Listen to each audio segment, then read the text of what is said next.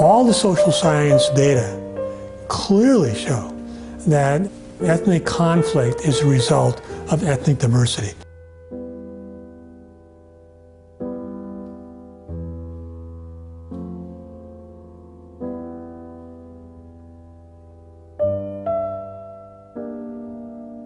The intellectual basis of pro-immigration sentiment, it goes back to the early part of the 20th century. I think one of the main sources of support for open immigration was the Franz Boas School of Anthropology.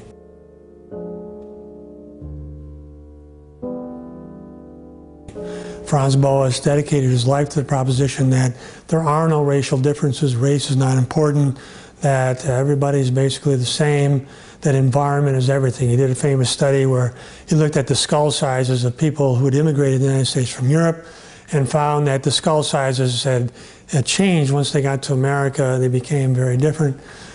Since that time, people have shown that this study was in fact fraudulent, but it had a huge effect for decades. Even by the 1930s, people could not simply say that there was such a thing as race, that race was important, that any particular racial group had interests in preserving itself, preserving the territory, and so on. And certainly by the end of the 1940s, that became completely eradicated from the intellectual community. So by 1965, when the immigration law was finally passed, nobody could raise their voice in Congress and say, we have a right to protect our culture, to keep it the way it is, to have a sense of ethnic integrity and maintain that. By that time, it became completely unrespectable, and things have not changed since then.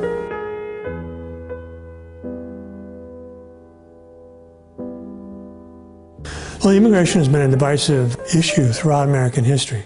There have always been opposing forces. For one thing, because America is a capitalist, individualist society, there are always benefits to be had from individual capitalists to import cheap labor, and we still see that today. Immigration often benefits individual capitalists and other people. It does not benefit us as a whole. When I say immigration is bad, I'm saying this from the standpoint of what's good for the group. Now, this is the kind of reason it's kind of hard for Americans to grapple with, frankly. But the reality is that the immigration from Europe that basically ended in 1924 has been a melting pot. However, I do not think that that will be the case in the future. I think that we are admitting ethnic groups that have a very strong sense of their own identity, a very strong sense of their ethnicity, and certainly Jewish groups have been a very good example of that.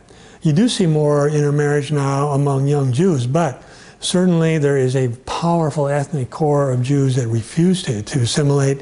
When you go to the more conservative, Orthodox Jews, and these are the people that have the children, these people are absolutely opposed to any kind of assimilation by marriage. So it's going to continue. I think that's going to be the case with Muslim groups. I don't see them, certainly in Europe, I don't see them assimilating at all. I see them being very aggressive. Once they get there, they want to get rid of the cultural predominance of Christianity, for example. I see that with Latino groups. They have very strong activist groups, a strong sense of Latino identity. And you see that with a lot of Asian groups. I don't think that America is going to be a melting pot anymore. And I don't even think that's the ideology anymore. If you go to American universities, the whole ideology is multiculturalism. People are encouraged to retain their culture. You have these departments of ethnic studies, for example. High school kids, grade school kids are getting inculcated with a strong sense of ethnic identity. And part of that ethnic identity is to have hatred towards the traditional white people and culture that have dominated this country. And so you have high school kids and, of course, college kids getting this essentially ethnic propaganda. So what we're entering in now, I think, in the United States, is an era where really ethnic conflict is the name of the game. I mean, we've always had ethnic conflict in this country. We're just making it far worse, exponentially worse, and intentionally so.